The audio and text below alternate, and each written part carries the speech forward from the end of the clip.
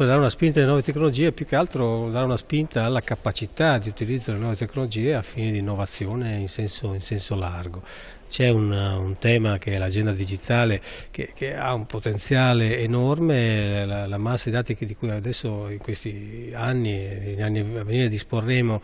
ci offre, ci mette a disposizione degli strumenti potenziali per l'indagine e per governare i processi pubblici e anche produttivi, e dobbiamo metterci in condizione di saperli utilizzare.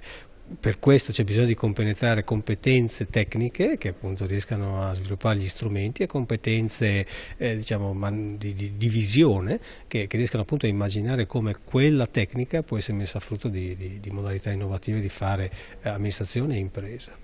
Open data sono i dati di cui le amministrazioni dispongono che possono essere messi a disposizione di tutti, informati che quanto più sono standard, quanto più sono facilmente interrogabili. Ora poi gli open data costituiscono diciamo, la base di conoscenza destrutturata che va strutturata con la capacità di indagine, di interrogazione in modo da fornire visioni di quei dati che riescano appunto a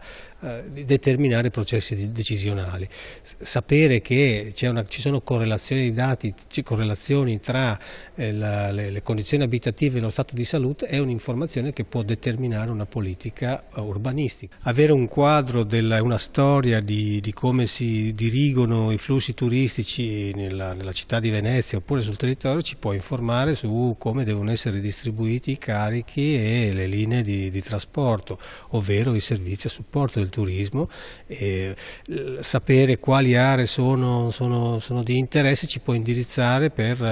nelle politiche di pubblicità e di marketing di altre che sono ad alto impatto potenziale e così via. Quindi i dati sono lo strumento di base, una volta organizzati possono essere determinanti nella capacità di decidere. Sulla pubblica amministrazione così come nell'impresa, perché conoscere le abitudini di spesa delle persone può indirizzare la capacità delle imprese di incidere, di intercettare gli interessi delle persone e di sviluppare quindi un business.